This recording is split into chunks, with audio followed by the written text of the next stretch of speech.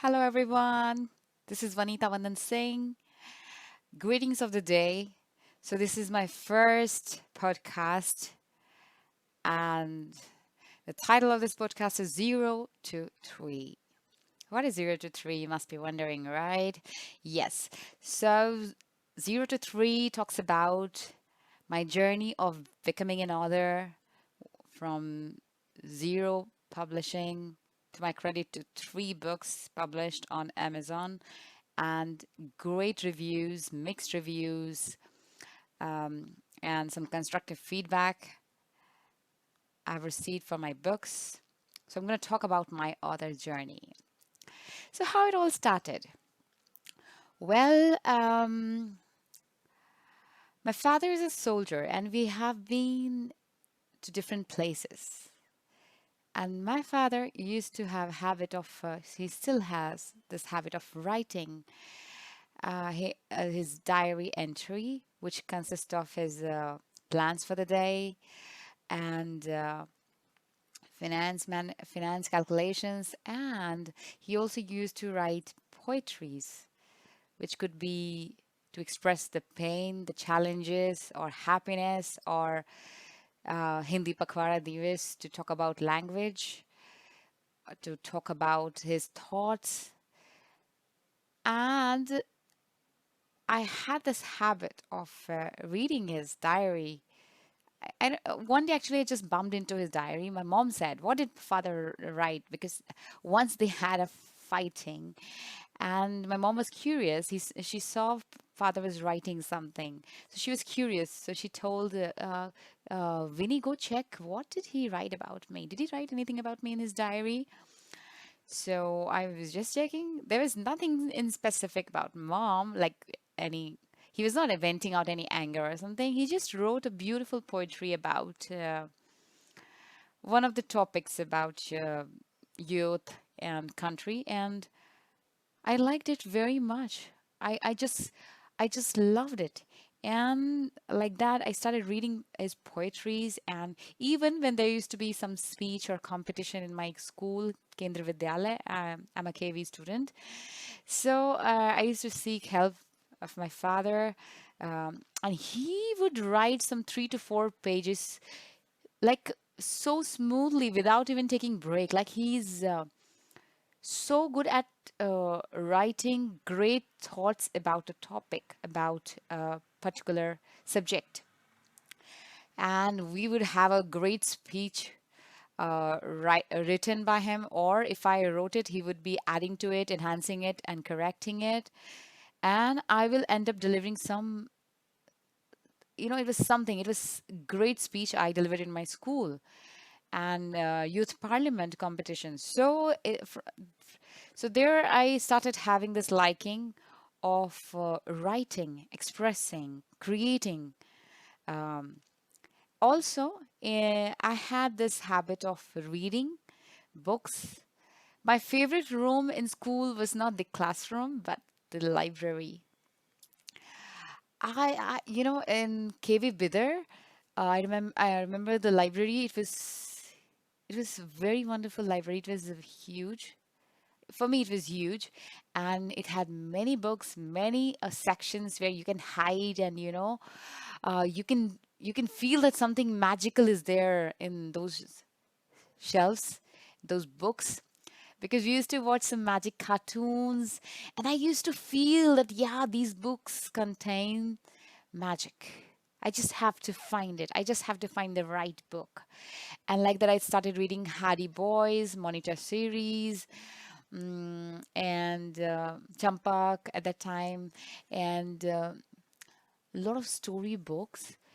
And I used to love pictures, and it used to fuel my imaginations.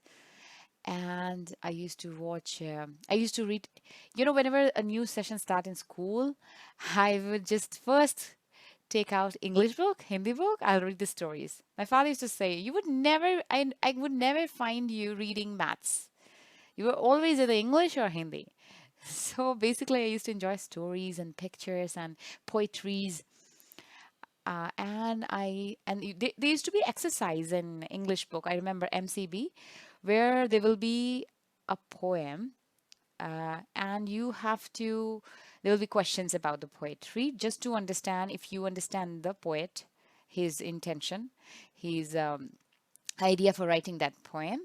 And they will also encourage, one exercise will be to encourage the reader, the students, to write their own poetry around the similar subject using the those phrases. And I used to be so happy while doing those exercises, and I used to end up writing a poem, an essay, and that was kind of my practice for writing. Once I even there was a competition in KV school that if you write a poem, a story, it was a competition from Sydney, Australia, and if the best one gets selected, you might even go for a prize over there. I was like, wow, if I could write a great story and also a painting, I might be going to Australia. How wonderful, how exciting. But I don't remember what happened to the story. I got prize for my handwriting. Okay, so not thinking that I'm going to be a writer, I used to write. I have been writing. I've been reading since the very beginning, since I started studying. And later on, but I never published any books. There was not a lot of awareness earlier times. Now we have small children writing, the youngest writer, and they have platform like Amazon. Earlier we didn't have such things. So we just have to write, and in the school magazine, I had my poems published and a story. So yeah, and I used to tell stories to my siblings. I'll just make some story and tell them, and they'll be like, "Wow, Didi, that's a great story, really?" And I would even say some funny story. I'll just make up some stories just to make my people laugh, my family laugh. Um, yeah. So, and I've been, and slowly, slowly, I started seeing Harry Potter movies. Oh my God, Harry Potter movies was a big uh, turning for me, and especially when I used to go to theater on the big screen when I used to see those movies. That took my mouth used to be wide open, and I was like, wow, wow. I wonder if I can get admission in Hogwarts. I wanted to feel that, experience that. I loved the experience of that story. I was amazed by the work of J.K. Rowling. She's a masterpiece. I mean, we know her story. It was not a very, she was not uh, having a cakewalk, but she was, as they say, diamonds are formed under pressure. So she's the one. And so that was one influence for me. And I also used to enjoy my favorite story, The Christmas Carol by Charles Dickens. You won't believe it. I don't remember which class it was, but I had read that story in class, outside the class, in my room, like I don't know how many times. I don't remember the count, but I used to enjoy reading it again and again and visualizing it. That story. I have a very strong visualization power, very like crystal clear. I would just see it as if I'm seeing some telepathy or something. Like, I'm just seeing it right in my mind, in a screen. I'm feeling it as if I'm a part of it. So that these are the things which has influenced me a lot to imagine, to just not think anything, but just imagine based on your emotions and feelings on that thing. So yeah. And then, but until the age of 29, I didn't publish anything. I didn't write. I didn't believe that I can be a writer. No one told me. I was just like, I have to be good at academics, and I have to get a job, and that's it. But then after doing job, after living the life of an adult, I realized there's something missing. There's something I used to do. I even in the corporate job, the best part will be when I'll be framing, when I'll be drafting emails for Women's Day celebration, or any other thing other than the uh, technical work. I'll enjoy where people bonding, relationship, happiness, and making the day bright kind of thing involved, I would be drafting something amazing. So you see, I was enjoying writing even in corporate job, without knowing that, yeah, I could be a writer. I could write, and I will have great ideas. So I'll just jot them down in the diaries. But I never had, just the thing which was missing was that I never had the believe that I can be a writer. I can be an author too. Can I be? No. So this happened when I was in Hyderabad in my mom's house, and my baby was born, and he was 6 months. And I used to say the funny stories, funny experiences of motherhood and baby delivery to my brother and sister. They'll laugh. Then my brother said, my younger brother, that you know what? I think you should write all these funny experiences and craft something, like make a book or something. I was like, who will read my book? I'm not famous. They don't know me. Why will they read my book? Who will read? He said, you don't have to be famous, but there are ladies, there are women like you, middle class women, having tough motherhood experiences and how they're thriving it, how they're surviving, and with the with the flavor of humor. I think they're going to read, and they are going to be it was going to be useful for them. I was like, yeah, that sounds very logical. Yeah, of course they would like to read it. And since I was not working, I had a break in my career. I took my old laptop, my college laptop, and started writing it. And I finished my first book, Motherhood Notes, Winning the Process. I wrote it, but then I didn't publish it. I still didn't believe it. It's very tough to build your belief about something you want to achieve, about your dream, that you deserve it. It's very tough. Trust me. Yes, out of experience, I'm saying it was so tough for me to believe myself that yes, I can. I can be a writer. I can be an author. It comes naturally to me.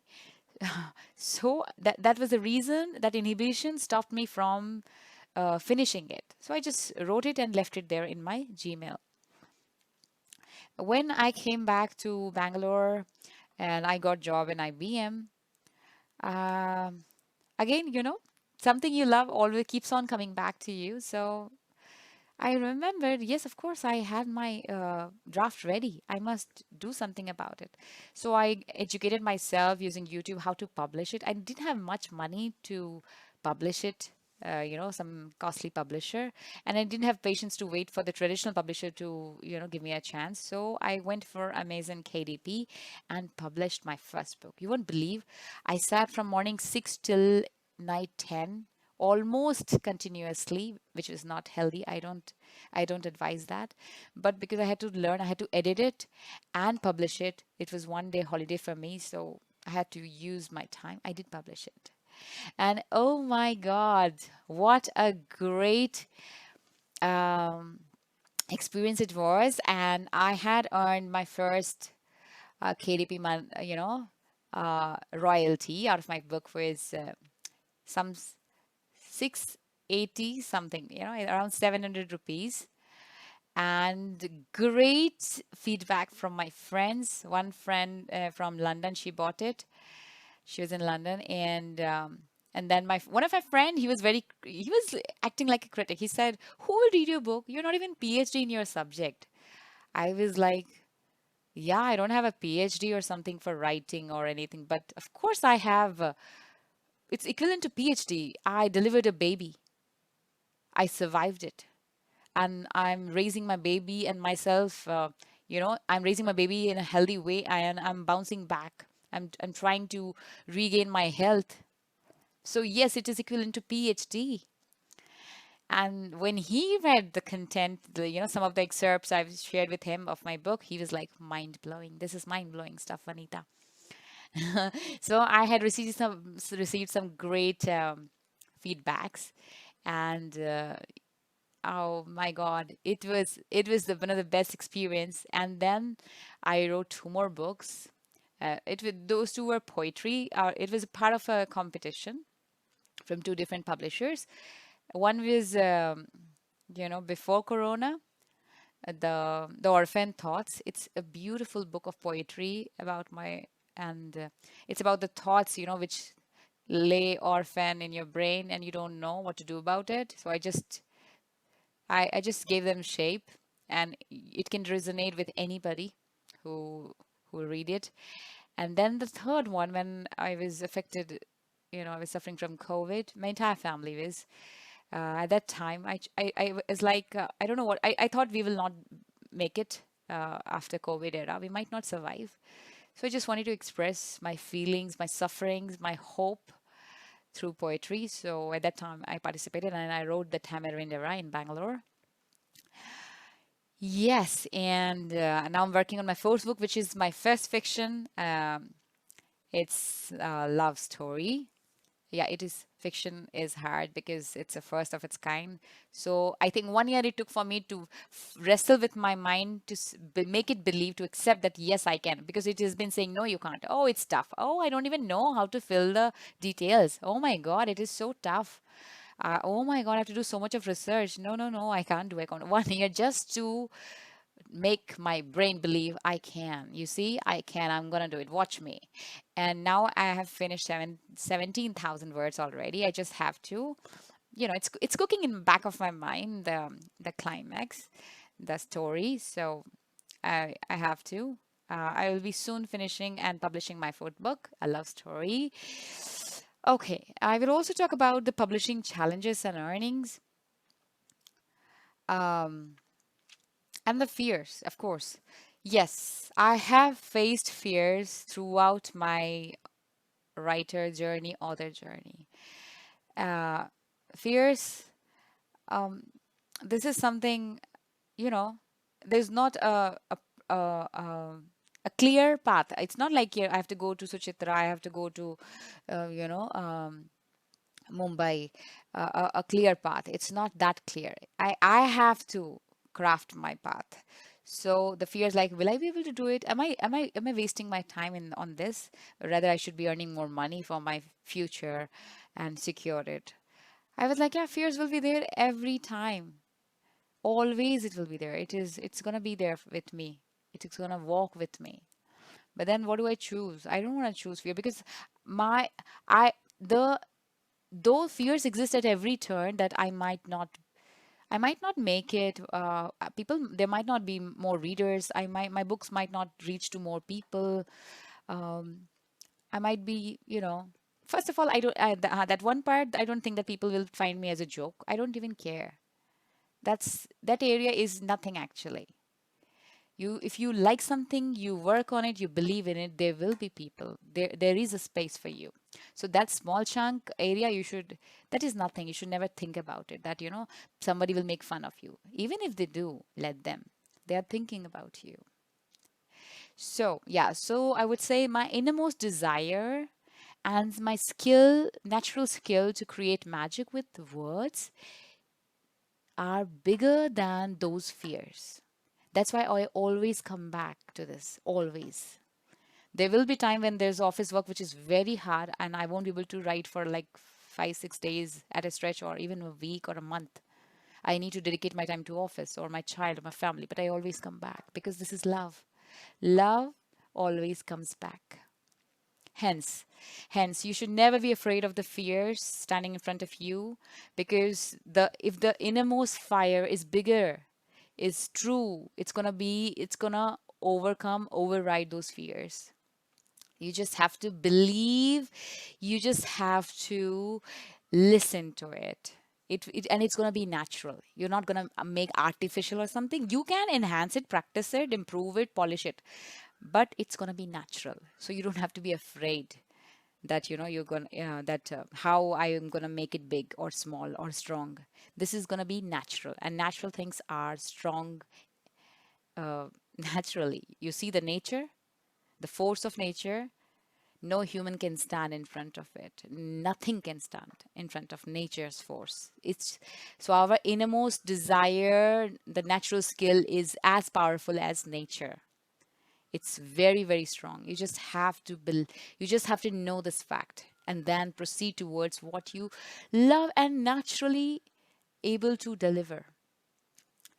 Yeah, so I guess it's a very interesting and raw and straight from heart podcast, my first podcast. Sri Ganesh, I'm beginning my podcast journey to add value to my listeners, to lighten up their day, to give them hope, and for them to know that yes, there's someone else also going through tough time, and but they're still choosing this because it's natural. It's a natural skill. It's naturally happening. So I wish you all the best and all the best for your journey, for whatever you're choosing, whatever you think is not comes naturally to you. A big hug, and let's meet in the next podcast. Good day. Bye bye. Take care.